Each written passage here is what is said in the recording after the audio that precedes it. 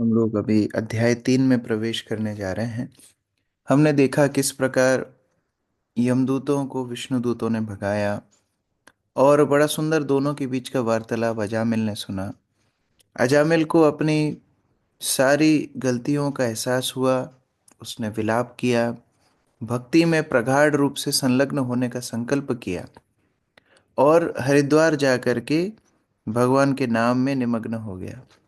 जब भजन परिपक्व हुआ, विष्णुदूत पुनः आए, विष्णुदूतों को अपनी कृतज्ञता अर्पित की और भगवत धाम चला गया। यहाँ यमदूत यमराज के पास पहुंचे, और यमदूत यमराज से क्या वार्तालाप करते हैं और यमराज उनको क्या आदेश देते हैं, ये अध्याय 3 में बताया गया है। अध्याय का नाम है यमराज द्वारा अपने दूतों को आदेश। अर्चना माता जी। जैसा जैसा कि इस अध्याय में बतलाया गया है, यमदूत यमराज के पास पहुंचे तो यमराज ने विस्तार से भागवत धर्म अर्थात भक्ति के धार्मिक नियमों की व्याख्या की। इस प्रकार इस प्रकार यमराज ने उन यमदूतों को संतुष्ट किया जो अत्यधिक निराश हो गए थे। यमराज ने कहा, यद्यपि अजामिल अपने पुत्र को पुकार रहा था, किंतु उसने भगवान श्री नारायण के नाम का उच्चारण किया और नामोच्चारण की झलक मात्र से उसे विष्णु दूतों की तुरंत ही संगति मिल गई, जिन्होंने उसे तुम्हारे द्वारा बंदी बनाए जाने के प्रयास से बचा लिया। यह बिल्कुल ठीक है। यह तथ्य है कि ढीठ पापी व्यक्ति भी यदि भगवान नाम का उच्चारण करता है तो वह भले ही पूर्ण रूप से अपराध रहित न हो, फिर भी दूसरा भौतिक जन्म नहीं लेता। श्री भगवान का नामोच्चारण करने से अजामिल को भगवान श्री विष्णु के 4 दूत मिले। वे अति सुंदर थे और तुरंत ही उसे बचाने आए थे। अब यमराज उनका वर्णन करते हैं। ये सभी विष्णुदूत उन श्री भगवान के शुद्ध भक्त होते हैं जो इस विराट जगत के सृजन, पालन तथा संहार से संबंधित परम पुरुष हैं। उन परमेश्वर के कार्यकलापों को जो आत्मनिर्भर है और भौतिक इंद्रियों की पहुंच के बाहर है, न तो राजा इंद्र, वरुण जी, शिव, ब्रह्मा, सप्तर्षि और न ही मैं समझ सकता हूँ। भौतिक इंद्रियों के द्वारा उनके विषय में किसी को ज्ञान नहीं मिल सकता। मायापति श्री भगवान में हर एक सौभाग्य के दिव्य गुण विद्यमान होते हैं और उस दृष्टि से उनके भक्त भी योग्य होते हैं। जो भक्त पतित आत्माओं को इस जगत से बचाने के विषय में ही चिंतित रहते हैं, वे बद्ध आत्माओं को बचाने हेतु विभिन्न स्थानों में जन्म लेते हैं। यदि कोई आध्यात्मिक जीवन में किंचित रुचि रखता है तो भगवत भक्त कई प्रकार से उसकी रक्षा करते हैं। यमराज ने आगे कहा, सनातन धर्म का सार अतीव गुह्य है। श्री भगवान के अतिरिक्त अन्य कोई इस गुह्य धार्मिक प्रणाली को मानव समाज को नहीं दे सकता। यह तो श्री भगवान की कृपा है कि उनके शुद्ध भक्त दिव्य धर्म प्रणाली को समझ सकते हैं। इन भक्तों में विशेषतया 12 महाजन हैं। ब्रह्मा श्री नारद मुनि, शिव, चारों कुमार, भगवान श्री कपिल, मनु, प्रहलाद, जनक, भीष्म, बलि, श्रील सुखदेव गोस्वामी तथा मैं। जैमिनी के नेतृत्व में अन्य विद्वान पंडित इत्यादि प्रायः माया द्वारा प्रसन्न रहते हैं। इसलिए वे त्रयी कहे जाने वाले तीनों वेदों ऋग, यजुर तथा साम की अलंकारमयी भाषा के प्रति न्यूनाधिक आकृष्ट होते हैं। इन तीनों वेदों के अलंकारमय शब्दों द्वारा मोहित लोग शुद्ध भक्त बनने के बजाय वैदिक कर्मकांडों में रुचि दिखाते हैं। वे भगवान नाम के कीर्तन की महिमा को नहीं समझ सकते, किंतु बुद्धिमान लोग श्री भगवान की भक्ति ग्रहण करते हैं। जब वे निरपराध भाव से भगवान नाम का कीर्तन करते हैं तो वे मेरे आदेशों के अधीन नहीं रहते। यदि संयोगवश वे कोई पाप कर्म करते भी हैं तो वे भगवान नाम के द्वारा रक्षित होते हैं, क्योंकि इसी में उनका स्वार्थ है। श्री भगवान के चारों अस्त्र, विशेषतया गदा तथा सुदर्शन चक्र, भक्तों की सदा रक्षा करते हैं। जो छल कपट से रहित होकर भगवान नाम का कीर्तन, श्रवण या स्मरण करता है, या जो श्री भगवान की स्तुति करता है या उन्हें नमस्कार करता है, वह पूर्ण बन जाता है। जबकि भक्ति विहीन विद्वान व्यक्ति भी नरक में बुलाया जा सकता है। जब यमराज श्री भगवान तथा उनके भक्तों की महिमा का इस प्रकार वर्णन कर चुके तो श्री सुखदेव गोस्वामी ने नाम जप की शक्ति तथा प्रायश्चित के लिए वैदिक कर्मकांड एवं पुण्य कर्म करने की व्यर्थता के विषय में आगे व्याख्या की। सामान्यतः लोग यमराज से बहुत डरते हैं, और यमराज की जो छवि है वो बड़ी क्रूर छवि है, बड़ी भयानक छवि सभी के मन में है। लेकिन यमराज वास्तव में भगवान के शुद्ध भक्त हैं। सारे देवता शुद्ध भक्त नहीं होते हैं, कुछ कुछ देवता उस पथ पर होते हैं, यमराज उनमें से एक है, और महाजन है। महाजन अर्थात जो भक्ति पथ पर एक अथॉरिटी हो, जो भक्ति पथ पर एक शिक्षा देने के लिए अधिकृत हो। तो जैसे हम भीष्म पितामह, बलि महाराज, सुखदेव गोस्वामी को स्मरण करते हैं, उसी क्रम में यमराज का नाम भी आता है। तो आज मौका यमराज को मिला जहां यमदूतों को वो उपदेश देने के लिए प्रस्तुत थे। यमदूत अब प्रश्न पूछ रहे हैं, तो यमराज बड़े उत्सुकता से हरिनाम का महिमा का वर्णन, भक्तों का वर्णन, भक्ति का वर्णन यमदूतों के माध्यम से हमें दे रहे हैं। श्री राजउवाच, परीक्षित महाराज प्रश्न पूछ रहे हैं। पिछले श्लोक में सुखदेव गोस्वामी ने अ, अजामिल के उद्धार का वर्णन करने के बाद बताया कि कैसे एक जीव जो पाप में डूबा हुआ था, उसने संकेत रूप से भगवान का नाम लिया और उद्धार हो गया। तो अगर कोई नियम से, गंभीरता से, अपराध मुक्त होकर के भगवान का नाम ले, तो उसको क्यों भगवान का धाम नहीं मिलेगा? बड़ा जोर दे करके पिछले श्लोक में समापन किया था। अभी परीक्षित महाराज आगे प्रश्न पूछ रहे हैं। श्रीराजोवाच, निशम्य देव स्वभाट भट पवर्णितं प्रत्याह किं तना तानपि धर्मराजः एवं हताज्ञो विहतान् मुरारे नैदेशिकैर्यस्य वशे जनोऽयम्। मुकुल प्रभु। राजा परीक्षित ने कहा, हे प्रभु, हे सुखदेव गोस्वामी, यमराज सारे जीवों के धार्मिक तथा अधार्मिक कार्यों के नियंत्रक है, लेकिन उनका आदेश व्यर्थ कर दिया गया है जब उनके सेवकों अर्थात यमदूतों ने उनसे विष्णु दूतों द्वारा अपनी पराजय की जानकारी दी, जिन्होंने उन्हें अजामिल को बंदी बनाने से रोका था। तो यमराज ने क्या उत्तर दिया? अब देखिए, ये बड़ी आश्चर्यचकित होने वाली बात है कि भगवान ने यमदूतों को भेजा, भगवान ने विष्णु दूतों को भेजा, और विष्णु दूतों ने परवारे ही यमदूतों को भगा दिया।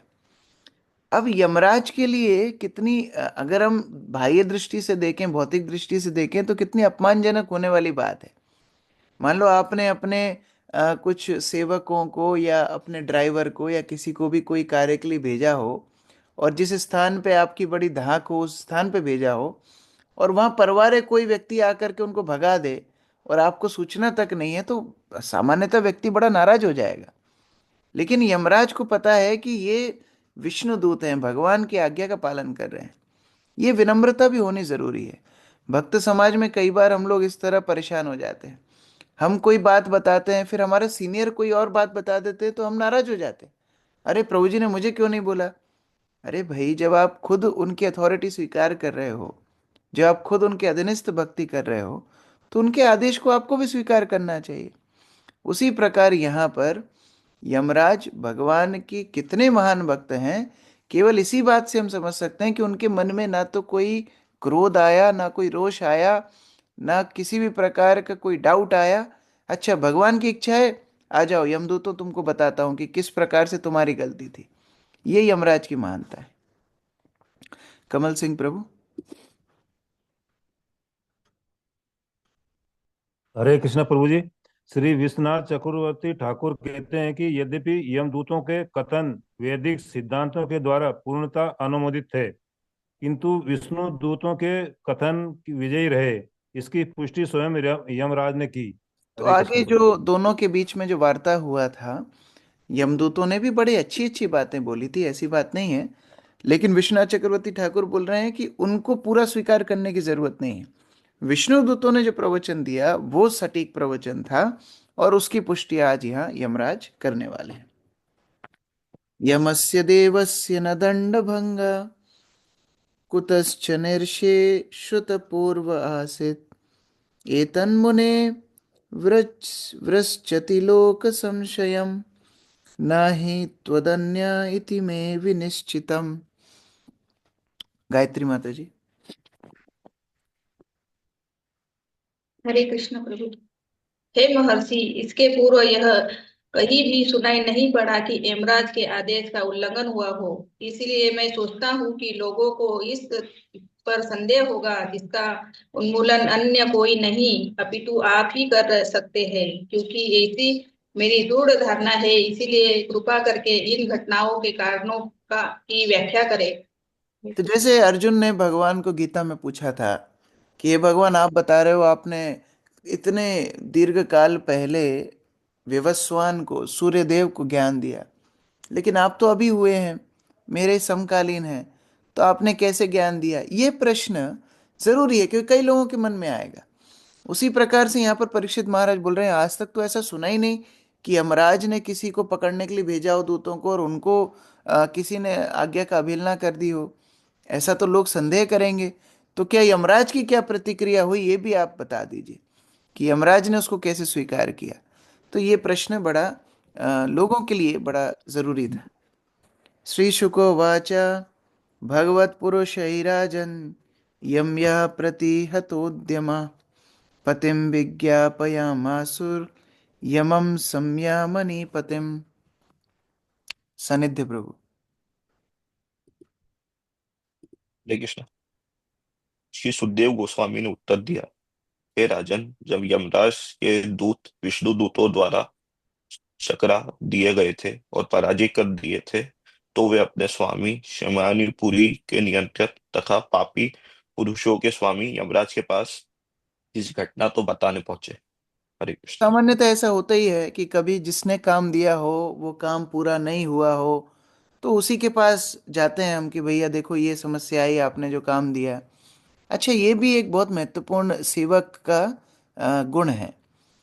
कभी अगर मान लो कोई भक्त ने, कोई वरिष्ठ ने आपको कोई सेवा दी, मान लो किसी कारण से आप उस सेवा को नहीं कर पाए, कोई भी प्रकार की समस्या उसमें आई, किसी भक्त ने आपको डांट दिया या जो भी काम हुआ हो, तो ये नहीं कि अब हुआ तो नहीं, अब चुपचाप बैठ गए, फिर दोबारा से प्रभु जी फोन लगा करके पूछ रहे हैं कि भैया उस सेवा का क्या हुआ। नहीं, अगर सेवा पूरी हुई तो भी जाकर के एक बार रिपोर्ट करना चाहिए या फोन पे बताना चाहिए कि प्रभु जी मैंने कार्य सिद्ध कर दिया। और अगर सेवा नहीं कर पाए तो भी बताना चाहिए कि ये कारण से वो सेवा पूरी नहीं हुई। ये सेवक का एक बहुत महत्वपूर्ण लक्षण है। कम से कम यमदूतों से तो हमको ये सीखना चाहिए। तो यमदूत सेवा पूरी नहीं कर पाए, यमराज को जा करके सूचना दे रहे हैं। यमदूत ऊचुः तति सन्ति शस्तारो जीवलोकस्य वै प्रभो त्रैविध्यं कुर्वतः कर्म फलाभिव्यक्ति हेतवः। मोनिका माता जी। यमदूतों ने कहा, हे प्रभु, इस भौतिक जगत में कितने नियंत्रक या शासक है। भौतिक प्रकृति के 3 गुणों, सतो रजो तथा तमो गुणों के अधीन संपन्न कर्मों के विविध फलों को प्रकट करने हेतु कितने कारण उत्तरदायी है। हरे कृष्ण। तो बोलते हैं कितने लोग संभाल रहे हैं इस दुनिया को। हमको तो लगता था आपके अधीन सब है, क्यों मृत्यु सबकी होनी है, कोई भी ऐसा नहीं है ऊपर से नीचे तक जिसकी मृत्यु नहीं होनी। तो आपको ही तो हम नियंत्रक समझते थे, आपके अलावा और कितने लोग ये सब संभालते हैं, थोड़ा ये स्पष्टीकरण करो। रागिनी प्रिया माता जी।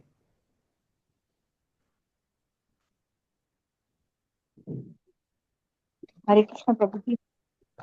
शील विश्वनाथ चक्रवर्ती ठाकुर कहते हैं कि वे यमदूत इतने निराश हो गए थे कि उन्होंने प्रायाकृत होकर अपने स्वामी से पूछा कि क्या उसके अतिरिक्त और भी कई स्वामी हैं। यही नहीं, चूंकि यमदूत पराजित किए जा चुके थे और उनके स्वामी उनकी रक्षा नहीं कर सके थे, अतः वे ये कहना चाह रहे थे कि उनसे ऐसे स्वामी की सेवा करने की सकता नहीं है। यदि कोई सेवक बिना पराजित हुए अपने स्वामी के आदेशों को पूरा नहीं कर सकता, तो ऐसे शक्तिहीन स्वामी की सेवा करने से क्या लाभ। हरे वो एक कृष्ण तरह प्रभु। से बोल रहे थे कि आप नियंत्रक हैं कि भी नहीं, क्योंकि आपने भेजा, लोगों ने हमको भगा दिया वहां से। मतलब आपका तो चलते नहीं। कई बार हम लोग बोलते हैं ना कि जाओ वहां जाके मेरा नाम ले देना। आपने नाम लिया, सब कुछ लिया, और आदमी आपकी बेइज्जती करके वहां से भगा दे, तो फिर बहुत अपमानजनक बात हो जाती है। तो फिर उसके ऊपर आपकी श्रद्धा कैसे रहेगी? तो एक तरह से यमदूत बोल रहे हैं कि आपका कभी चलता है कि नहीं चलता, नाम की क्या दिक्कत है। श्लोक संख्या 5। यदि स्युर्बहवो लोके शस्तारो दंडधारिण कस्य सयतां नावा कस्य मृत्युश्चामृत एव वा। प्रतिभा माता जी। हरे कृष्ण प्रभु जी, दंडवत प्रणाम। यदि इस ब्राह्मण के अनेक शासन तथा न्याय करता हो तो दंड तथा पुरस्कार के विषय में मतभेद रखते हो तो उनके विरोधी कार्य एक दूसरे को प्रभावित कर देंगे और ना तो कोई दंडित होगा ना पुरस्कृत होगा। अन्यथा यदि उनके विरोधी कार्य एक दूसरे को प्रभावित नहीं कर पाते तो हर एक को दंड तथा पुरस्कार देने होंगे। अच्छा, ये हम सामान्य दुनिया में देखते भी हैं। मान लो एक कोई क्षेत्र में दो नेता हैं या दो प्रभावशाली व्यक्ति हैं, तो क्या होता है ना, लोग दोनों तरफ से फायदा उठाते हैं। मान लो किसी ने एक व्यक्ति को दंड सुनाया, तो वो जिसको दंड मिला है उसके परिवार के लोग वो दूसरे नेता के पास जाते हैं जिनके साथ विरोध होता है ये पहले नेता का, और उसको जाकर के बोलते हैं, देखो देखो, उस फलाने नेता ने हमारे परिवार के सदस्य को इस तरह दंड सुना दिया। अब क्योंकि आपसी मतभेद है दोनों नेताओं के बीच में, तो वो मैटर तो ज्यादा इंपॉर्टेंट नहीं है, लेकिन अपने धाक जमाने के लिए दूसरा नेता उसको बचाने की कोशिश करता है और अपराधी बच जाता है।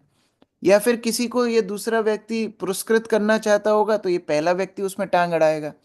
तो यमदूत बोल रहे हैं कि अगर दो चार शासक होंगे तो ना तो हम किसी को दंड दे पाएंगे ना किसी को पुरस्कृत कर पाएंगे। एक व्यक्ति की धाक चले तो फिर मामला सही भी चले। तो ये समन्वय कैसे बैठेगा, आप थोड़ा मार्गदर्शन कीजिए अमित प्रभु। हरे कृष्ण प्रभु जी, दंडवत प्रणाम। तात्पर्य: चूंकि यमदूत यमराज के आदेश को पूरा करने में असफल रहे थे, अतः उन्होंने संदेह व्यक्त किया कि यमराज में पापी को दंड देने की शक्ति है भी कि नहीं। यद्यपि वे यमराज के आदेशानुसार अजामिल को बंदी बनाने गए थे, किंतु उन्होंने किसी उच्चतर अधिकारी के आदेश के कारण अपने आप को असफल पाया। इसलिए वे इस बारे में अनिश्चित थे कि अधिकारी अनेक हैं या केवल एक। यदि कई अधिकारी हों जो विभिन्न निर्णय दे जो परस्पर विरोधी हों, तो कोई व्यक्ति या तो अनुचित दंड या पुरस्कार पा सकता है या फिर वह न तो दंडित होगा न पुरस्कृत। भौतिक जगत में हमारे अनुभव के अनुसार एक न्यायालय द्वारा दंडित व्यक्ति दूसरे न्यायालय में याचिका दे सकता है। इस प्रकार वही व्यक्ति विभिन्न निर्णयों के अनुसार दंडित हो सकता है या पुरस्कृत भी हो सकता है, किंतु प्रकृति के कानून में या पूर्ण पुरुषोत्तम भगवान के न्यायालय में ऐसे परस्पर विरोधी निर्णय नहीं हो सकते। न्यायकर्ताओं तथा उनके निर्णयों को पूर्ण तथा विरोधों से मुक्त होना चाहिए। वस्तुतः अजामिल के संदर्भ में यमराज की स्थिति अति विषम थी, क्योंकि अजामिल को बंदी बनाने में यमदूत सही थे, किंतु विष्णुदूतों ने उन्हें निष्फल कर दिया था। यद्यपि इन परिस्थितियों में यमराज पर विष्णुदूत तथा यमदूत दोनों ही दोषारोपण कर रहे थे, किंतु न्याय करने में वे पूर्ण हैं, क्योंकि उन्हें पूर्ण पुरुषोत्तम भगवान से शक्ति प्राप्त है। अतएव वे बताएंगे कि उनकी सही स्थिति क्या है और हर व्यक्ति किस प्रकार परम नियंता पूर्ण पुरुषोत्तम भगवान द्वारा नियंत्रित किया जाता है। हरे जो कृष्ण प्रभु। न्यायालय का उदाहरण प्रभुपाद दे रहे हैं, न्यायालय में भी क्रम होता है। डिस्ट्रिक्ट कोर्ट है, हाई कोर्ट है, सुप्रीम कोर्ट है, अलग अलग स्तर हैं।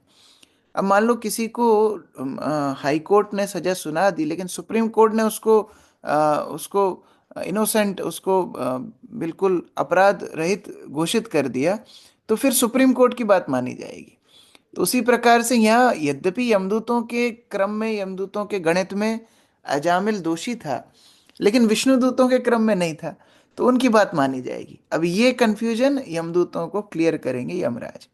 यमदूत आगे बोल रहे हैं, किंतु शास्त्र बहुत्वे स्यात् बहुनाम इह कर्मिणां शस्त्रत्वम उपचारो ही यथा मंडलवर्तिनाम। प्रमोदानंद प्रभु जी। हरे कृष्ण धन्यवाद। यमदूतों ने आगे कहा, क्योंकि कर्मी अनेक है, अतः उनके न्याय करने वाले निर्णायक या शासक भिन्न भिन्न हो सकते हैं, किंतु जिस तरह एक केंद्रीय सम्राट विभिन्न विभागीय शासकों को नियंत्रित करता है, उसी तरह सारे निर्णायकों के मार्गदर्शन हेतु एक परम नियंता होना चाहिए। हरे कृष्ण प्रभु जी। जैसे मंदिर में भी कई डिपार्टमेंट होते हैं, अलग अलग डिपार्टमेंट हैं, सब अपना अपना कार्य कर रहे हैं, लेकिन उनके ऊपर एक प्रेसिडेंट है। उसी तरह यमदूत बोल रहे हैं कि बहुत सारे कर्म हैं, हो सकता है कोई कर्म के हिसाब हमारे पास हो, कोई किसी दूसरे के पास हो, लेकिन इन सबके ऊपर एक इंचार्ज तो होना चाहिए। बेफालतू आपने हमको इतने दूर भेजा, हमने तो उसकी आत्मा निकाल ही ली थी, अब फिर तो हमको मार पीट के भगा दी, मार पीटा तो नहीं लेकिन डांट के भगा दिया। तो फिर ऐसे इस अवस्था में कोई एक इंचार्ज होगा तो अच्छा रहेगा। ये कंफ्यूजन बहुत हो रहा है। तात्पर्य परमवीर प्रभु। हरे कृष्ण प्रभु जी। तात्पर्य: सरकारी व्यवस्था में विभिन्न लोगों को न्याय दिलाने हेतु विभागीय अधिकारी हो सकते हैं, किंतु कानून तो एक होना चाहिए और उसे उस केंद्रीय नियम को चाहिए कि हर एक को नियंत्रित करे। यमदूत इसकी कल्पना नहीं कर सके कि दो न्यायाधीश एक ही संदर्भ में दो भिन्न भिन्न निर्णय दे सकते होंगे। इसलिए वे जानना चाहते थे कि केंद्रीय न्यायाधीश कौन है। यमदूतों को विश्वास था कि अजामिल सबसे बड़ा पापी व्यक्ति था और यमराज उसे दंड देना चाहते थे। फिर भी विष्णु दूतों ने उसे क्षमा कर दिया। यही उलझन थी जिसे यमदूत यमराज से स्पष्ट करा लेना चाहते थे। हरे बहुत कृष्ण। गहरा धक्का यमदूतों को लगा है, क्योंकि 10 श्लोकों में केवल यमदूतों के प्रश्न बताए गए हैं। इतना इतना बोला कभी हो सकता है पहले कभी इतने बोले ही नहीं होंगे यमराज के सामने। इतना उनको ये विस्मय हो रहा है कि ऐसी कैसे हमारे साथ इस तरह हो गया। अस्त्वमेको भूतानां शेश्वराणाम अधीश्वर शास्ता दंडधरो नृणां शुभा शुभा शुभा विचे विवेचना। वेदांत प्रभु। परम निर्णायक तो एक होना चाहिए, अनेक नहीं। हम तो यही समझते थे कि आप परम निर्णायक है और आपका देवताओं पर भी अधिकार है। हमारी यह धारणा थी कि आप सारे जीवों के स्वामी हैं, जो सारे मनुष्य के शुभ तथा अशुभ कर्मों में भेदभाव करते हैं। अच्छा, कई बार उच्च लोकों के लोगों की भी मृत्यु होती होगी, वहां भी यमदूत जाते होंगे, तो उनको तो ये पूर्वाभ्यास था कि देवताओं तक पे अधिकार यमराज का है। लेकिन ये पापी अजामिल छूट गया, तो ऐसा कोई एरिया बटा हुआ है क्या, यहीं केवल इनकी चलती है, कोई कोई एरिया में नहीं चलती है? तो ये भी उनको बड़ा कंफ्यूजन था कि निर्णायक अलग अलग कैसे हो गए, एक ही होना चाहिए। तस्य ते विहितो दंडो न लोके वर्तते धुना चतुर्भिः अद्भुतैः सिद्धैः आज्ञाते विप्रलम्बिता। अंश प्रभु। हरे कृष्ण प्रभु जी। किंतु अब हम देखते हैं कि आपके अधिकार के अंतर्गत नियत किया हुआ दंड प्रभावी नहीं है, क्योंकि 4 अद्भुत सिद्ध पुरुष द्वारा आपके आदेश का उल्लंघन किया जा चुका है। और हो सकता है पूर्व में आपकी बहुत चलती होगी, लेकिन आजकल आपकी चल नहीं रही है, क्योंकि आज हम गए तो हमको वो 4 सुंदर दिखने वाले विष्णुदूतों ने भगा दिया। तो ऐसा लगता है कि आपका प्रभाव अब खत्म हो गया है। योगेश प्रभु। यमदूतों की धारणा थी कि यमराज ही न्याय करने वाले एकमात्र अधिकारी है। उन्हें पूर्ण विश्वास था कि उनके निर्णयों का कोई प्रतिवाद नहीं कर सकता था। किंतु अब उन्हें आश्चर्य हो रहा था कि यमराज के आदेश का उल्लंघन सिद्ध लोक के 4 अद्भुत व्यक्तियों द्वारा हो चुका है। नियमानं तवादेशात् अस्माभिः यातनागृहान् व्यामोचयन् पातकीनं छित्त्वा पाशान् प्रहसते। मणि माता जी। जी प्रभु जी। हरे कृष्ण। हम आपके आपके आदेशानुसार महान आदेशानुसार पापी अजामिल को नरक की ओर ला रहे थे। तभी सिद्ध लोग के उन सुंदर पुरुषों ने बलपूर्वक उन रस्सियों की गांठों को काट दिया, जिनसे हम उन्हें बंदी बनाए हुए थे। हरे कृष्ण। तो बड़ा सदमा लगा है कि पूरी बात को बड़े बार बार रिपीट करके बता रहे हैं कि हमने तो रस्सी डाल दी थी, हमने तो उसको पकड़ लिया था, फिर हमारी रस्सियों की गांठ काट दी, उसको मुक्त करा दिया, विमोचन छुड़ा लिया। और ऐसा वैसा नहीं था, वो पातक की ना पापी था, पापी व्यक्ति को छुड़ा लिया। हम अगर कोई गलत व्यक्ति, मतलब जो सिद्ध पुरुष है, उसको पकड़ते उसको छुड़ाते तो बात अलग थी। ये तो 100% पापी था, फिर इसको छुड़ा लिया। ये तो हमारे साथ सही नहीं हुआ। कौशल्या माता जी।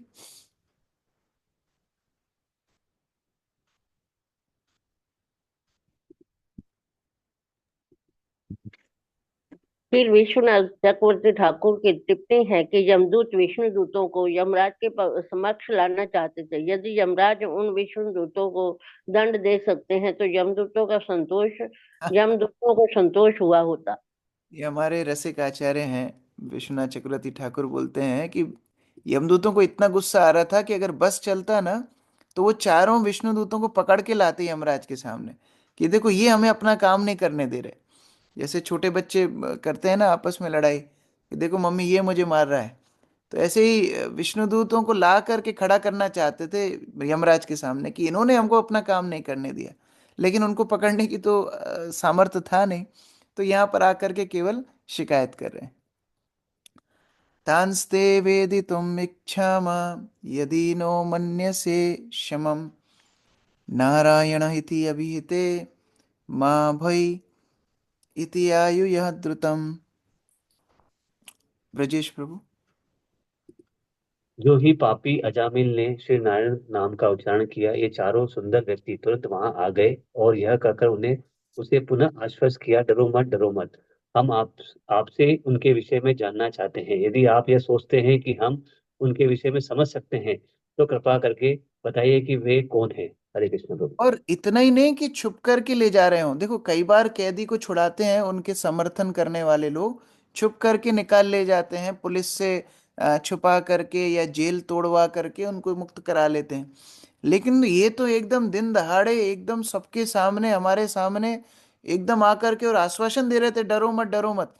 इतना इनका साहस कैसे हो गया? तो अब तो पूरा आपको बताना ही पड़ेगा। यदि आप समझते हैं कि हमारे दिमाग में ये बात चली जाएगी, हम समझ सकते हैं, तो आप बताइए कि ये लोग कौन थे, क्या पूरी घटना हुई, हमको समझाइए। भूमिका माता जी। तात्पर्य: यमराज के दूत चारों विष्णु दूतों से पराजित होने से अत्यधिक खिन्न थे और वे उन्हें यमराज के समक्ष लाना चाहते थे तथा यदि संभव हो तो उन्हें दंड देना चाहते थे, अन्यथा वे आत्महत्या करना चाह रहे थे। किंतु इनमें से कोई रास्ता अपनाने के पूर्व वे यमराज से विष्णु दूतों के विषय में जान लेना चाहते थे, क्योंकि वे भी सर्वज्ञ हैं। इतना दुख उनको हो रहा था कि वो तो आत्महत्या करने जा रहे थे, फिर उन्होंने सोचा चलो एक बार पूछ लेते हैं कि अगर यमराज ही स्पष्टीकरण कर लें तो फिर बात आगे बढ़े। श्री बादरायण उवाच। सुखदेव गोस्वामी आगे बोल रहे हैं। इति देवास अपृष्ट प्रजन् संयमनो यमः प्रीतः स्वदूतान् प्रत्याह स्मरण पादाम्बुजं हरे। मीनू माता जी। श्री सुखदेव गोस्वामी ने कहा, इस प्रकार पूछे जाने पर जीवों के सर्वोपरि नियंता यमराज अपने दूतों से श्री नारायण का पवित्र नाम सुनकर उन पर अत्यंत प्रसन्न हुए। उन्होंने श्री भगवान के चरण कमलों का स्मरण किया और उत्तर देना शुरू किया। तात्पर्य राजीव प्रभु, इंदौर वाले राजीव प्रभु।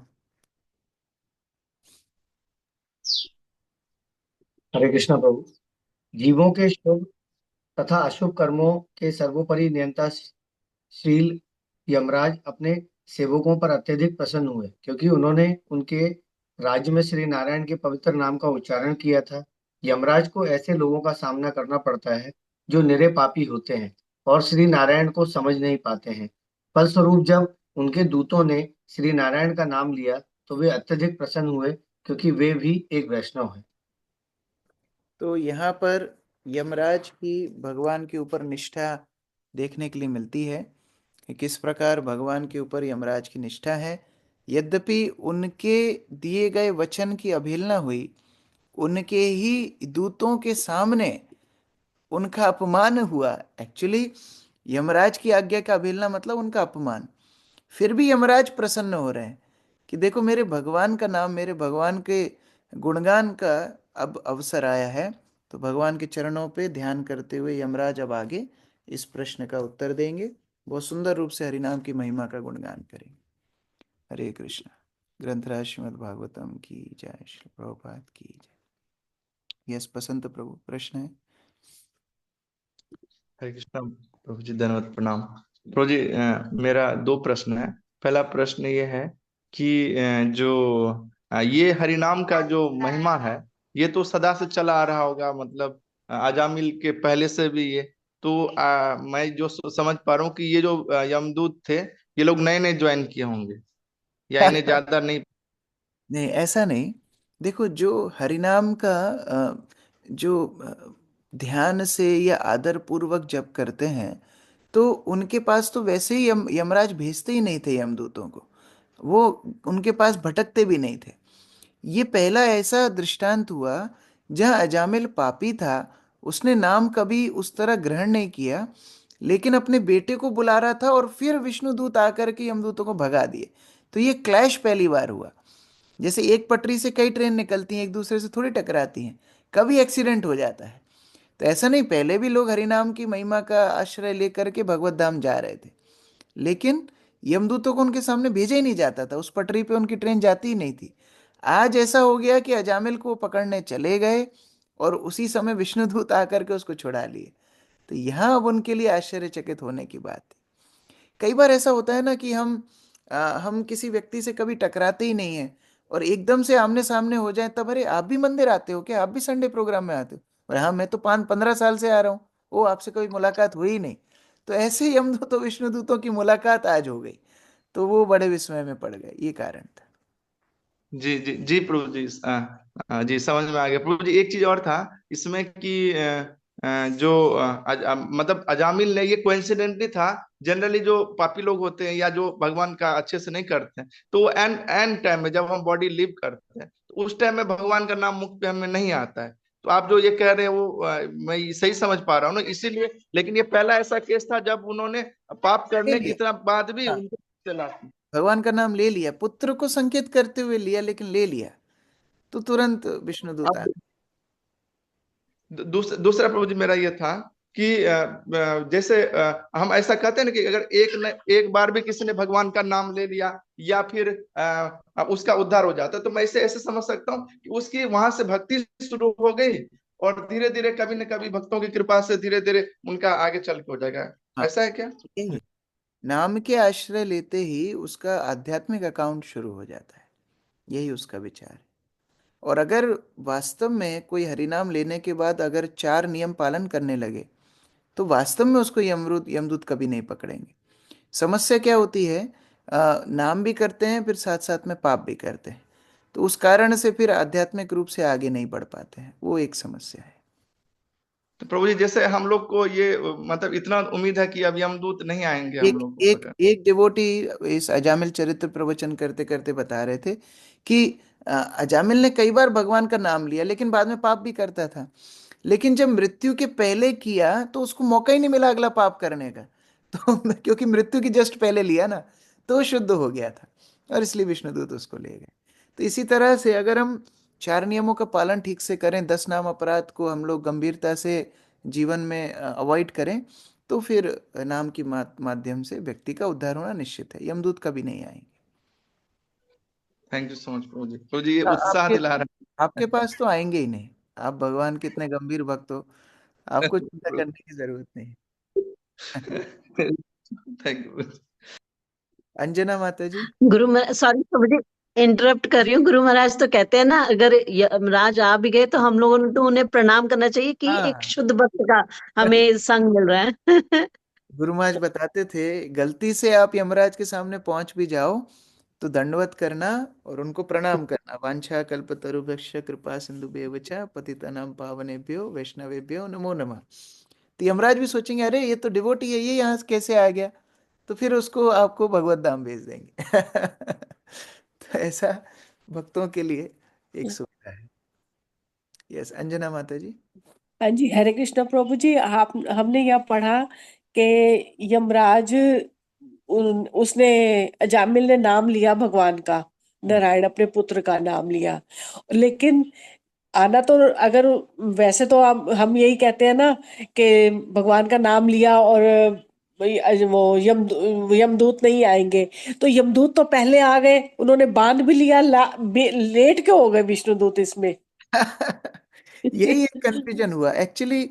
ये जो उदाहरण है अजामिल का, ये बड़ा ही एक एक्सेप्शनल उदाहरण है नाम की महिमा बताने के लिए, कि वो इतना पापी था, उसका कैलकुलेशन सारा मिट सकता था एक नाम के प्रभाव से, लेकिन फिर भी यमदूत आ गए। वही तो उन्होंने गलती की, और उसी गलती को अभी यमराज शोधन करेंगे।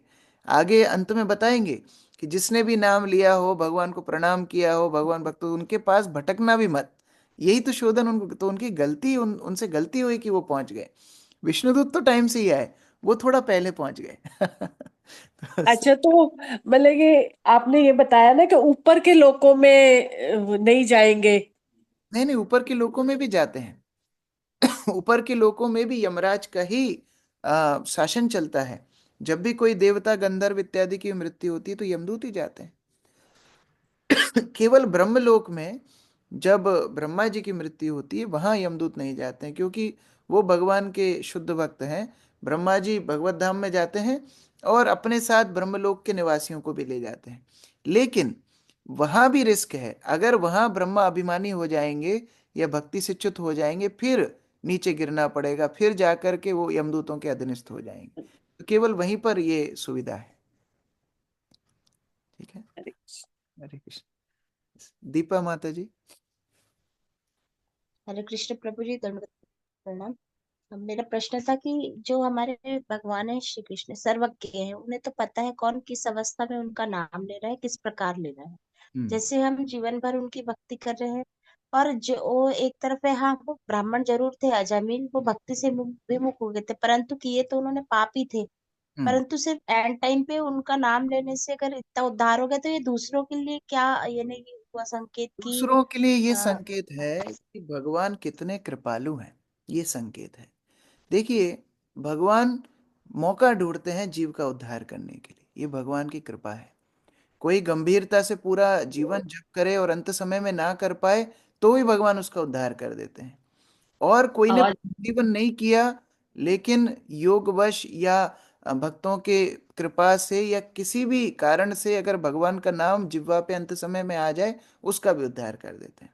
भगवान इतने कृपालु हैं। लेकिन भक्त लोगों के लिए क्या संकेत है? भक्त लोगों को ये नहीं सोचना चाहिए कि अजामिल बढ़िया है, देखो पूरा जीवन पाप किया उसने, अंत में भगवान का नाम ले लिया तो हम भी ऐसे ही करेंगे। नहीं, ये उनके लिए उदाहरण हो सकता है जिनके लिए भक्ति नहीं करने का एक बहाना है, उनके लिए उदाहरण हो सकता है।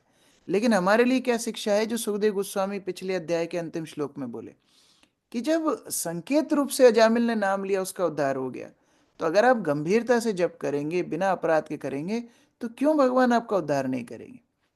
ये भक्तों को प्रेरणा लेना है। जैसे कई डॉक्टर के यहाँ पर हम लोग चर्चा करते हैं ना कि वो 4th स्टेज कैंसर भी उसने ठीक कर दिया, तो आपका तो 1st स्टेज ही है, तो आप तो सही हो ही जाओगे। ये एक आशाबद्ध है, ये एक आशा का मार्ग है कि अगर अजामिल का उद्धार हो सकता है तो हमारा क्यों नहीं होगा। ये शिक्षा भगवान देते हैं।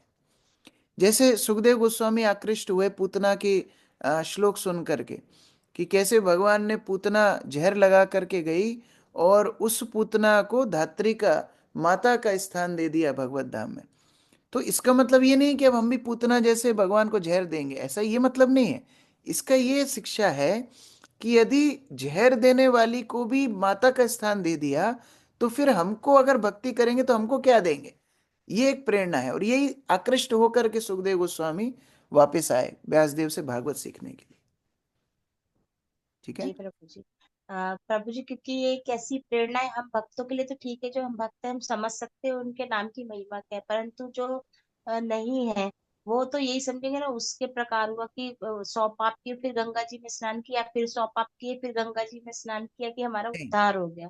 नहीं, ये जो दूसरा वाला 100 पाप वाला स्नान है, ये अजामिल की कथा सिखाती ही नहीं है। उसने जो गलतियां की, एक बार भगवान के दूतों ने उसको बचाया, इसलिए प्रभुपाद ने किताब लिखी है सेकंड चांस। ये सेकंड चांस मतलब दूसरा अवसर अजामिल को मिला। ये थर्ड चांस नाम की कोई किताब नहीं है, थर्ड चांस नहीं है, सेकंड चांस। अजामिल अगर दोबारा पाप करने लगता ना, अगर यमदूतों के बाद छुड़ाने के बाद में फिर दोबारा पाप करने लगता, तो विष्णुदूत आकर के नहीं बचाते। एक बार अवसर दिया गया नाम की महिमा के माध्यम से, दोबारा उसने जो भगवत भक्ति की हरिद्वार जाकर के, ये कथा कोई बताता ही नहीं है। सामान्यतः जितने कथावाचक है ना वो इतनी बात बताएंगे, नारायण का नाम लिया तो विष्णु दूतों ने बचा लिया और इसलिए अपने बच्चों का नाम नारायण रख लिया करो, जय, कथा खत्म, अगली कथा पे चलो। लेकिन वास्तव में भागवत में स्पष्ट बताया है, बचाने के बाद विष्णुदूत तुरंत लेके नहीं गए, अजामिल की कृतज्ञता भी सुनी नहीं, गायब हो गए। अजामिल को छोड़ दिया अकेला, अब तू क्या करता है देखते हैं हम। फिर अजामिल ने निश्चय किया, नहीं अब पाप नहीं करूंगा, एक बार अब मैं भक्ति करूंगा, दोबारा पाप नहीं करूंगा। तो वो शिक्षा हमको, अगर परंपरा में हम पढ़ेंगे, परंपरा के माध्यम से हम सुनेंगे, तो फिर वो शिक्षा हमको जाएगी। जी हरे कृष्ण प्रभु जी। यस, अक्रूर प्रभु कौन से टेंट में हरे बैठे कृष्ण प्रभु जी आप? प्रभु, जयपुर जा रहे अच्छा, जयपुर जा रहे थे। प्रभु जी प्रश्न ये है कि यमदूत जो है ठीक है देवताओं की श्रेणी में आते हैं? नहीं नहीं, ये एक्चुअली जैसे कोई कोई जो कैदी होते हैं ना, उन कैदियों में से ही किसी किसी को इंचार्ज बना दिया जाता है कि ठीक है तुम किचन के इंचार्ज, तुम ये पत्थर तोड़ने के इंचार्ज। तो वो कैदियों में से ही एक कैदी होते हैं। तो विश्वनाथ चक्रवर्ती ठाकुर एक परपट में बताते हैं कि कुछ प्रेतों को ही यमदूत का काम दे दिया जाता है अस्थायी रूप से। सजा काटते काटते थोड़ा औरों को ही पकड़ के लेकर के आओ, तो मजा आता है एक दूसरे को मारने में। तो वो मारा पीटी करने में उन लोग को भी आनंद आता है। दुष्ट प्रवृत्ति के होगा तभी तो ये काम करेगा। कोई देवता कभी ये काम नहीं कर सकता कि वो आदमी को तेल में उबालो और कांटों में डालो, और ये सब काम वो दुष्ट आदमी कर सकता है। तो उनकी प्रवृत्ति को काम में लगाते हैं उस तरह। थैंक यू प्रभु जी, हरे कृष्णा। मीनू माता जी। हरे कृष्ण प्रभु जी, दंडवत प्रणाम। प्रभु जी, यमराज की भी मृत्यु होती है क्या? हाँ, यमराज भी एक पदवी है।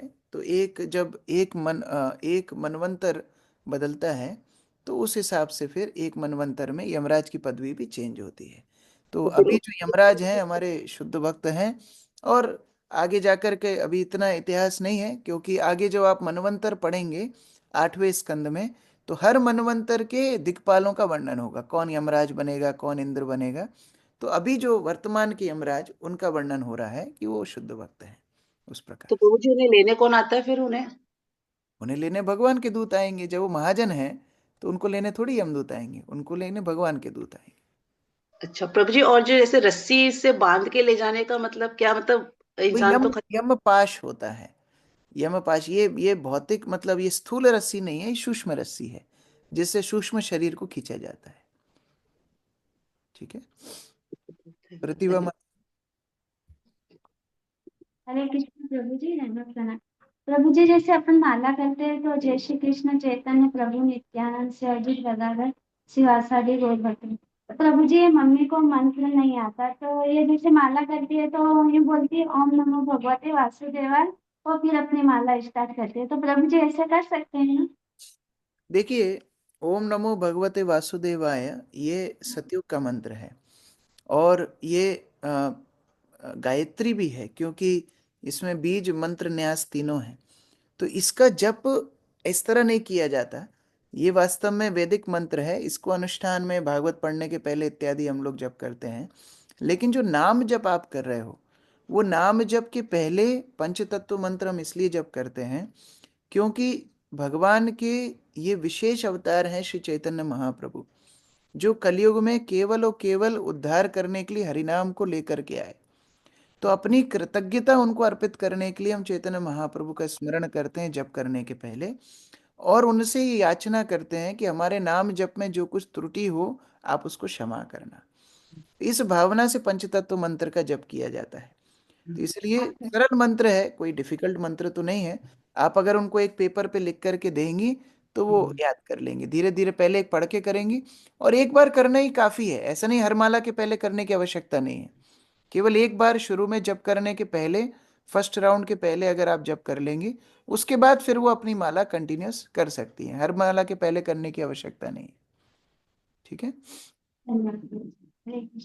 सॉरी प्रभु, मैं फिर दोबारा इंटरप्ट कर रही हूँ। मेरी जो मेड है वो भी जप कर रही है, तो वो पढ़ी लिखी नहीं है। मैंने उसको करके, जैसे पहले श्री कृष्ण चैतन्य, एक हफ्ता मैंने कहा सिर्फ ये जप करो। फिर हाँ, उसको आगे एक एक वर्ड करके सिखा के पंच तत्व मंत्र उसको याद हो गया। ये भी एक तरीका कर सकते हैं। पहले तो पढ़ने की आवश्यकता, गुरु ऐसे ही याद कराते थे, दोहरा दोहरा करके पीछे पीछे बोलो, बार बार बोलो, ऐसे करके याद करा देते थे। तो हम लोग अगर थोड़ा सा समय देंगे तो याद हो जाएगा। ये स्मित राधिका माता जी। हरे कृष्णा प्रभु जी, दंडवत प्रणाम। धन्यवाद। प्रभु जी, यमदूत तो अभक्त है और यमराज जैसे महाजन की सेवा में लगे हैं, तो उनका उद्धार तो निश्चित है ना प्रभु जी? देखो, ये बोलना मुश्किल है, क्योंकि अति परिचयता अवज्ञा ये भी होता है। जब तक यमदूत यमराज को वैष्णव दृष्टि में नहीं देखेंगे, जैसे आज वो प्रश्न पूछ रहे हैं, तो इन यमदूतों का तो उद्धार हो जाएगा क्योंकि हरि कथा यमराज से सुन रहे हैं। लेकिन बाकी यमदूत कैसे उनका उद्धार होगा, क्योंकि यमराज को वैष्णव दृष्टि से देख ही नहीं रहे। जैसे मान लीजिए जगदीशानंद प्रभु हैं, अब वो अलग अलग क्लाइंट से मिलते हैं। अभी सभी लोगों का उद्धार थोड़ी होगा। जो जो उनसे हरि कथा सुनेंगे, हरि नाम सुन प्राप्त करेंगे, प्रसाद प्राप्त करेंगे, उनका उद्धार होगा। बाकी चलते फिरते लोग जो उनसे केवल प्रोफेशनल डीलिंग्स करेंगे, उनका उद्धार होना बहुत मुश्किल है। थोड़ी सुकृति उनको मिल जाएगी कि हाँ वैष्णव की सेवा की है, लेकिन जब तक वो उस पथ पर गंभीरता से नहीं आएंगे तब तक उद्धार होना मुश्किल है।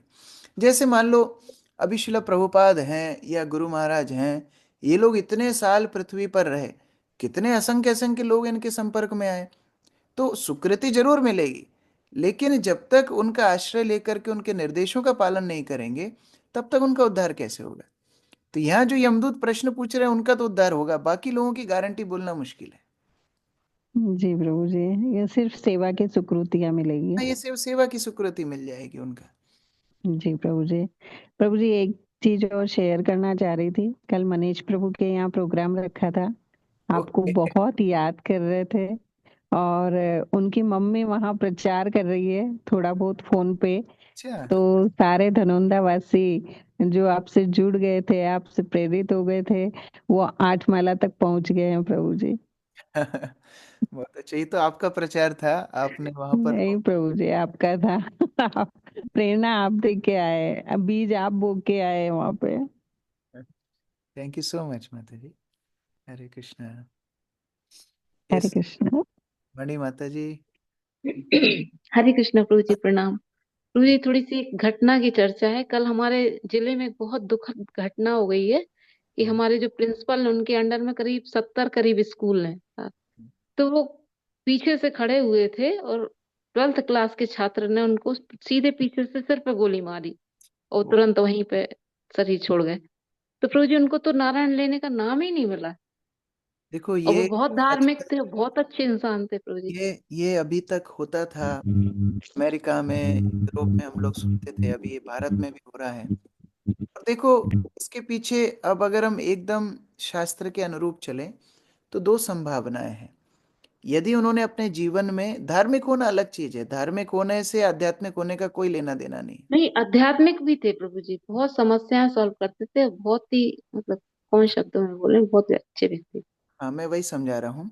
आध्यात्मिक होने का मतलब है भगवान की भक्ति के पथ पर होना, ठीक परंपरा के आश्रय में, गुरु के आश्रय में भक्ति करना। ये सुयोग सबको नहीं मिलता। बाहर से अपने हिसाब से लोग शास्त्र पढ़ते हैं, अपने हिसाब से करते हैं, वो धार्मिक कहलाया जा सकता है। आध्यात्मिक होना अर्थात प्रमाणित गुरु के आश्रय में रहना। तो अगर वो इस तरह होंगे तो, और उन्होंने यदि भगवान का नाम लिया होगा, प्रमाणित गुरु की संगति की होगी, भक्तों की संगति की होगी, तो अंत समय में इस तरह से कोई घटना हो भी जाए तो भगवान अपने भक्त को स्मरण करके अपने धाम में ले जाते हैं। ये भगवान का स्वयं का वचन है वराह पुराण में। लेकिन अगर उनके जीवन में इस तरह कर्म ही नहीं है, भक्ति का आश्रय ही नहीं है, तो फिर ये तो कर्म का फेर है। पूर्व काल में उन्होंने इस तरह काम किया होगा, पूर्व जन्म में, उस तरह उनको अभी फल इस जन्म में मिल रहा है। तो ये तो कर्म का फेर चलता ही रहेगा। इसीलिए हमें यदि ये मार्ग मिला है, हमें प्रभुपाद जी का आश्रय मिला है, हमें गंभीरता से करना चाहिए। एक परपट में लास्ट परपट, लास्ट अध्याय का प्रभुपाद बोलते हैं कि अभी शक्ति है, अभी उच्च स्वर में जप करो, डिस्टिंक्टली एंड लाउड, अच्छे से गंभीरता से जप करो, स्पष्ट बोल करके जप करो, क्योंकि अंत समय में वो शक्ति नहीं रहेगी। अगर अभी अच्छे से जप करने का अभ्यास रहेगा, भगवान हमें अंत समय में स्वयं को स्मरण करने की शक्ति देंगे। प्रभुपाद पिछले अध्याय में बोले हैं। तो जीते जी ये काम करना चाहिए। क्या पता कौन बच्चा हमारे ऊपर गोली ताक दे, तो कम से कम आज जितना समय हमारे पास है उतना समय हमें अच्छे से भक्ति करने में लगाना चाहिए। और ठीक है। प्रभु जी, लास्ट श्लोक, अभी एक श्लोक में लिखा हुआ था बादरायण हाँ रूप वाच। हाँ, तो प्रभु जी, सुखदेव और सुखदेव नीचे में गोस्वामी लिखा का, सुखदेव। सुखदेव गोस्वामी का नाम है बादरायण, क्योंकि व्यासदेव को बदरायण बोलते हैं। बद्री अच्छा। बद्री बद्री पेड़ के नीचे बैठ करके उन्होंने शास्त्र लिखे, इसका नाम बदरायण, और उनके पुत्र का नाम बादरायण।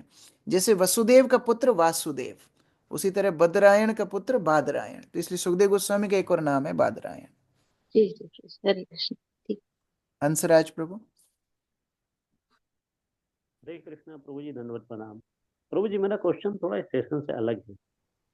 जब भगवत गीता मैंने अपने रिश्तेदारों को दी है 2-3 को, तो पढ़ते हैं तो बोलते हैं यार कुछ समझ में ही नहीं आता है।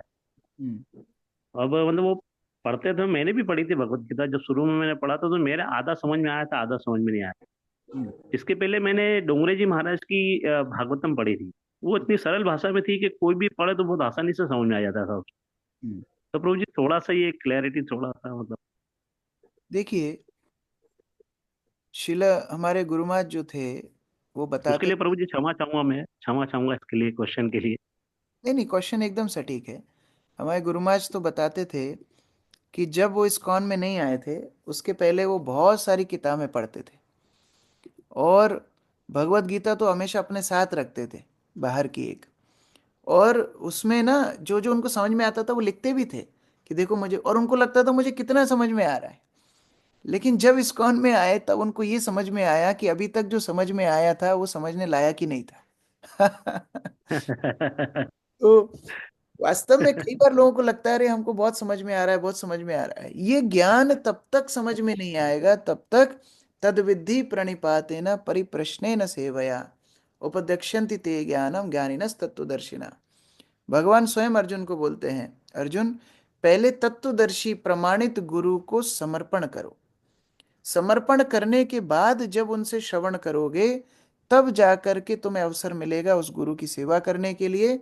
तब जाकर के ये तत्व ज्ञान तुम्हारे हृदय में जाएगा, तब तक नहीं जा सकता। तो हम भगवत गीता का वितरण करते हैं पहला स्टेप लोगों को देने के लिए कि कम से कम परिचय हो जाए प्रभुपाद के साथ। ये परिचय का अवसर दे रहे हैं हम। ये नहीं कि हमने उनको गीता दे दी वो पढ़ लेंगे और भक्त बन जाएंगे, ऐसा नहीं है। हम उनको एक अवसर दे रहे हैं परिचय होने का। अब यदि वो गंभीर रहेंगे, भक्तों के साथ संगति करेंगे, तब उनको भगवत गीता ठीक ठीक समझ में आएगी और उनके जीवन में परिवर्तन होगा। देखो, कई कथाकार भी कथा करते हैं, उनकी कथाएं लोगों को खूब समझ में आती है, लेकिन परिवर्तन कितना होता है ये प्रश्न है। डॉक्टर की पहचान ये नहीं है कि दवाई कितनी मीठी लगती है, डॉक्टर की पहचान ये है कि उस दवाई से बीमारी कितनी दूर हुई। ये डॉक्टर की पहचान है। तो समझ में आना या नहीं आना ये विचार तब होगा जब जीवन में परिवर्तन आएगा। और आज शिल प्रभुपाद की पुस्तकों से लाखों करोड़ों लोग अपनी गलत आदतों को छोड़ करके इस शुद्ध भक्ति के पथ पर चल रहे हैं। ये प्रभुपाद की पुस्तकों का अपने आप में प्रमाण है। तो उस तरह से अगर हम जिनको भी गीता दे रहे हैं, जिनको भी प्रभुपाद की पुस्तक दे रहे हैं, उनका नंबर लेना चाहिए और इस तरह कुछ आयोजन करना चाहिए कि हम उनको मदद करें इस परंपरा के विशुद्ध ज्ञान को समझने के लिए, और तब उनके जीवन में वो परिवर्तन हमको देखने के लिए मिलेगा। जी ठीक है। प्रभु जी, उसमें जैसे मैंने पढ़ा था तो उसमें कलमश, मैं करीबन साल 2 साल तक परेशान होता रहता है, कलमश का मतलब क्या, कलमश का मतलब क्या। मेरे आसपास कोई पढ़ते नहीं थे तो मैं किससे पूछूं, समझ में नहीं आता था मेरे उस वक्त। फिर बाद में अमोघ लीला प्रभु जी के सेशन में मैं आया, उनके तरह संपर्क में कुछ जुड़ा, तब जाके समझ में आया। तरह कुछ भी आपको शब्द समझ में नहीं आते हैं तो वो शब्दों को आप फिर मुझसे मेरा नंबर आप ले सकते हैं, या फिर बाकी कुछ जी जी जी व्हाट्सएप में भेज दीजिए वो फोटो जी के, जी तो जी ये शब्द समझ में नहीं आ रहा तो हम आपको फिर रिप्लाई कर देंगे। जी जी जी प्रभु, थैंक यू प्रभु। हरे कृष्ण, धन्यवाद प्रणाम। यस, धन्यवाद। हर, आशीष हर, प्रभु। हरे कृष्ण प्रभु। यस, कमल सिंह प्रभु बताइए। प्रभु जी, मैं ये अपने अभी उद्धार के बारे में जब बात चल रही थी तो मैं एक रामायण से और इस चैतन्य महाप्रभु से, जैसे है कि रामायण में जब वो बाली को मारा था, सप्तताल जो 7 वृक्ष थे वो एक ही बाण में उन्होंने भेजा था, तो उस वृक्षों का तो उसी टाइम पे मोक्ष हो, मतलब वो जो तो पुरुष बन के नहीं वो मोक्ष को चले गए। पर मध्य लीला में चैतन्य महाप्रभु के ने अभी 116 उसमें बताया कि इनके आलिंगन के बाद में मोक्ष गए। हाँ, वास्तव में क्या होता है, ये जो उद्धार के अलग अलग स्तर होते हैं। जब भगवान राम ने उनको उद्धार किया, उनको मोक्ष प्राप्ति हुई, लेकिन मोक्ष प्राप्ति के बाद पुनः उनकी उत्सुकता ये थी कि हमको भगवान का धाम प्राप्त हो। ये चर्चा हमने कई बार की भी है कि जो भगवान की ब्रह्म ज्योति होती है उसको मोक्ष बोला जाता है, लेकिन वहाँ भगवान की प्राकृत सेवा नहीं है। लेकिन भगवान के धाम में भगवान के परिकर उनकी नित्य सेवा करते हैं। तो उनके मन में ये आशंका थी, उनके मन में ये उत्सुकता थी कि हम ये ब्रह्म ज्योति में क्यों पड़े हैं, हमको तो भगवान के धाम में जाके हमें उनकी सेवा करनी है। तो पुनः वो लोग नीचे आए और चैतन्य महाप्रभु के आलिंगन से उनको भगवत धाम प्राप्त हुआ, ब्रह्म ज्योति नहीं। तो ये उनका तो उद्धार का। प्रभु प्रभु जी, वो वो उसी पेड़ रूप में वापस उसी रूप हाँ, में आ गए वहां के। उसी उसी रूप में वापस आए, पेड़ रूप में ही वो लोग वापस आए। जैसे हरे जगह पर बधाई, जो तीन रूपों में जय विजय ने श्राप प्राप्त किया, जो हिरण्याक्ष हिरण्यकशिपु बने, उसके बाद रावण कुंभकर्ण बने, या दंतवक्र और शिशुपाल बने, तो भगवान के उद्धार करने से इनको पुनः श्राप मुक्त तो हो गए, लेकिन इनके अंदर एक लालसा थी कि हमको गोलोक वृंदावन जाना। ये वैकुंठ के द्वार से हमारा इस तरह स्थिति हो गई, वैकुंठ के द्वार पे हम खड़े थे, श्राप मिल के नीचे जाना पड़ा, हमको तो गोलोक वृंदावन जाना है अब। तो वो चौथी बार स्वेच्छा से आए जगाई मधाई बन करके। और श्री चैतन्य महाप्रभु ने जब उनको उद्धार किया, नित्यानंद प्रभु ने जब कृपा की, तो हरिनाम के माध्यम से इस बार वैकुंठ नहीं गए, वो गोलोक वृंदावन गए। तो ये अलग अलग उद्धार के भी स्तर हैं, जहां पर और प्रमोशन की इच्छा जैसे भौतिक संसार में रहती है, वैसे वहां भी कुछ जीवों के अंदर आ सकती है। हरे कृष्ण प्रभु, हरे कृष्ण। आशीष प्रभु। हरे कृष्ण प्रभु जी, दंडवत प्रणाम। प्रभु जी, जैसे जब भगवान ने कृष्ण अवतार लिया था तो उस समय उन्होंने सांदीपनी आश्रम से शिक्षा ग्रहण की थी। तो जब उन्होंने 60 दिन में अपनी पूरी शिक्षा ग्रहण कर ली थी, तो उस वक्त गुरु माता और सांदीपनी ऋषि ने कहा था कि मेरा एक पुत्र था जो सागर स्नान में डूब गया था, तो क्या आप वो उसे लौटा सकते हैं? तो भगवान ने फिर यमराज के पास जाकर उसे उनसे मांगा था, और वो उसी बारे में आप थोड़ा क्लियरिफिकेशन करें। तो उसमें क्या क्या समस्या है? समस्या वो मैं जानना चाहता हूँ आप के भगवान मतलब उसको किस रूप में, क्योंकि वो तो लीन हो चुके थे, तो भगवान उनको अपना एक उसमें रोशनी में या दिव्य उसमें यमराज जी से प्राप्त करके और फिर उनको कैसे उन्होंने जीवित किया है, ये मुझे। देखिए, ये हमको थोड़ा स्पष्ट समझना होगा कि हम कोई ज्योति नहीं है, हम निराकार नहीं, हम जीवात्मा है। जीवात्मा हमेशा शाश्वत रहती है। ये मायावाद दर्शन है कि मृत्यु हुई और वो ज्योति जाकर के परम ज्योति भगवान में विलीन हो गई, खत्म हो गया मामला, ये नहीं है। ये सिद्धांत शास्त्र विरुद्ध है।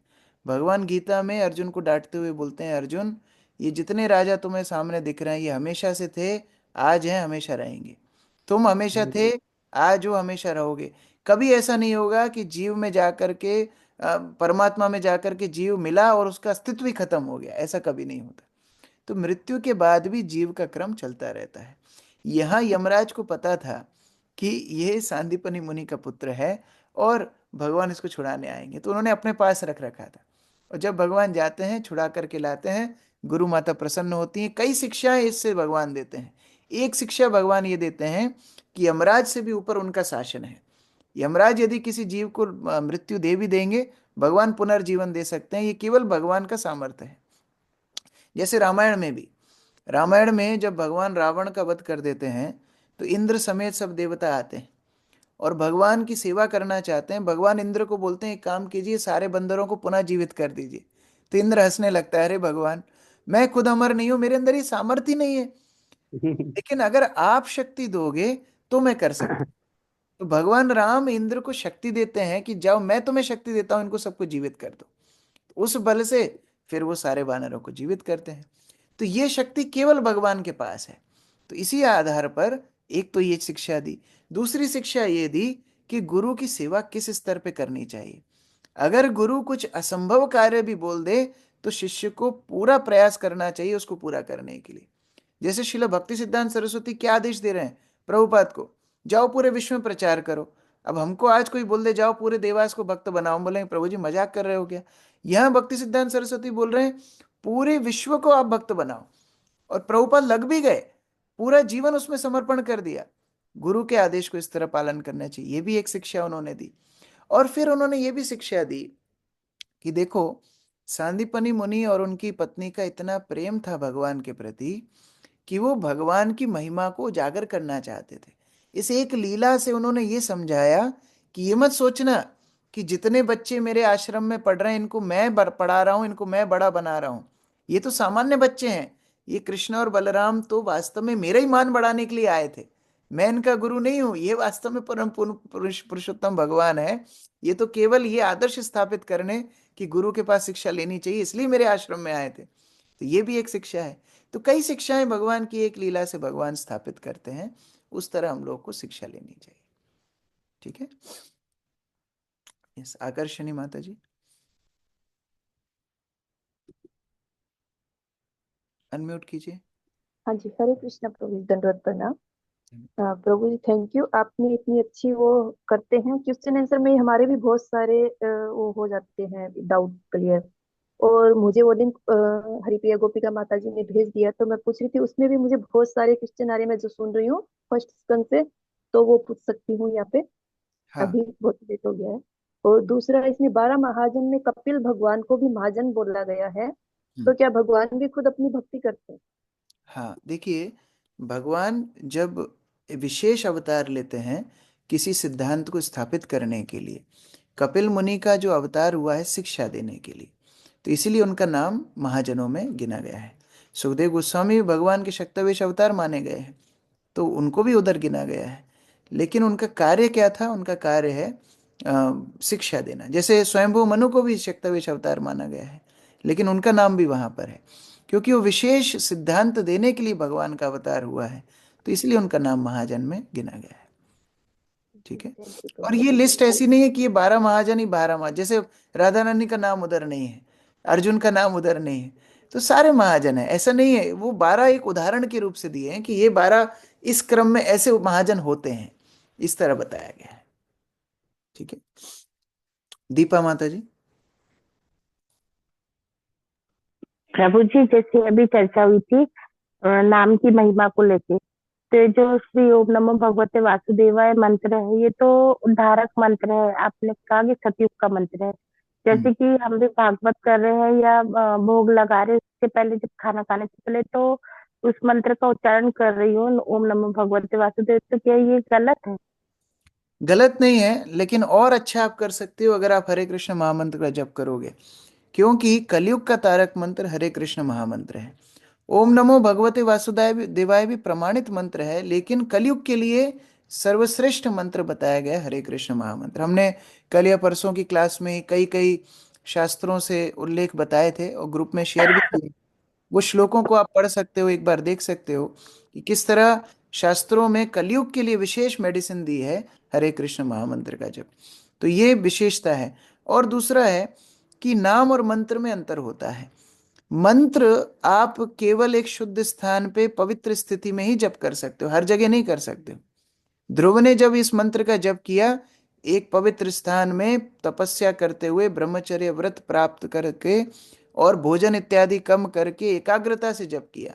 तो मंत्र जप के कई नियम होते हैं, लेकिन नाम जप किसी भी स्थिति में किया जा सकता है। उठते बैठते चलते फिरते, शुद्ध अवस्था में अशुद्ध अवस्था में, हर स्थिति में आप नाम जप कर सकती हो। तो इसीलिए भगवान का नाम का आश्रय लेना चाहिए। सारे मंत्रों से सर्वश्रेष्ठ भगवान का नाम होता है, इसलिए नाम को महामंत्र बोला जाता है। मंत्र और महामंत्र में ये अंतर होता है। तो जब आप हरे कृष्ण महामंत्र का जप करते हो तो करोड़ों करोड़ों विष्णु नाम उसमें अपने आप सम्मिलित हो जाते हैं। भगवान राम पार्वती को बोलते हैं कि हे देवी, 1000 नाम विष्णु के लोगे तो एक राम नाम के तुल्य होता है।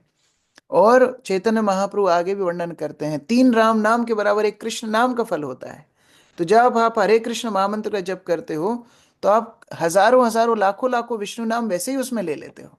तो इसीलिए हरिनाम का आश्रय लेकर के आगे बढ़ना चाहिए। ठीक है जी प्रभु जी, महामंत्र का जाप तो हम कर रहे हैं, जो हमारी जाप माला पे 16+ भगवान की दया से है, लेकिन अब वो मुझे ये मंत्र का एक्चुअली कंफ्यूजन हुआ, आपने जैसे अभी वर्णन किया ना, कि क्योंकि इससे पहले किसी ने इस बारे में नहीं बताया था, इस पे चर्चा ही नहीं हुई कि ये लेना ही नहीं चाहिए किसी भी अवस्था में। नहीं नहीं, देखिए, ले तो सकते हैं, भगवान का मंत्र ही है, लेकिन अगर टाइम है, मान लो एक दुकान में आपको 5 रुपए में 1 किलो सब्जी मिलती है और दूसरी दुकान में 25 रुपए में 1 किलो सब्जी मिलती है, तो आप कहाँ से लेके आओगी? जी सेम क्वालिटी कहाँ से लेके आओगी? जी जी, हाँ, समझ गए नहीं समझ क्या? गए प्रभु जी, हाँ। यहाँ में हाँ। तो उसी तरह हरे कृष्ण महामंत्र, अभी टाइम है तो ऐसा नहीं 16 माला हो गई उसके बाद फिर मैं दूसरा मंत्र करूंगी, क्यों? अगर टाइम है तो और ज्यादा हरे कृष्ण महामंत्र ही करना है, जिससे आपको उसका और लाख गुना करोड़ गुना बेनिफिट आपको मिले। ठीक है? जी जी। हरे कृष्ण। हरे कृष्णा। प्रभुपाद की जय, समवेत भक्त वृंद की जय।